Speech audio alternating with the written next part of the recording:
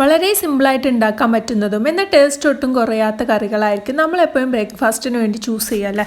അപ്പം ഞാനിതാ ഒരു പാത്രത്തിലേക്ക് കുറച്ച് വെളിച്ചെണ്ണ ഒഴിച്ചിട്ട് കുറച്ച് തേങ്ങ ഇട്ട് കൊടുത്തിട്ടുണ്ട്. അതിലേക്ക് ഇതാ ചുവന്നുള്ളി, വെളുത്തുള്ളി, വലിയ ജീരകം, കറിവേപ്പില, കുറച്ച് മഞ്ഞൾപ്പൊടിയും കൂടി ഇട്ട് നമുക്ക് നന്നായിട്ടൊന്ന് വറുത്തെടുക്കാം കേട്ടോ. അപ്പോൾ ഇതുപോലെ നല്ല ഡാർക്ക് ആൻഡ് ക്രിസ്പി ആവുന്ന വരെ നമ്മൾ വറുത്തെടുത്തിട്ട് ഇതൊന്ന് മിക്സിൻ്റെ ജാറിലിട്ട് നന്നായിട്ട് അരിച്ചെടുക്കാം കേട്ടോ. പിന്നെ ഞാനിതാ 2 കോഴിമുട്ട പൊരിച്ച് കണ്ട് മാറ്റി വെക്കുന്നുണ്ട് കേട്ടോ.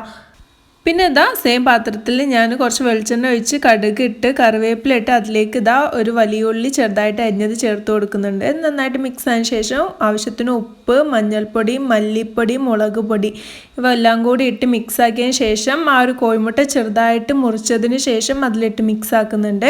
മിക്സ് ആക്കിയതിന് ശേഷം ഞാനിതാ നമ്മൾ അരച്ചു വെച്ച ആ ഒരു തേങ്ങ അതിലേക്ക് പാർന്ന് ആവശ്യത്തിന് വെള്ളം ഒഴിച്ച് നന്നായിട്ടൊന്ന് മിക്സ് ആക്കി കൊടുക്കാം.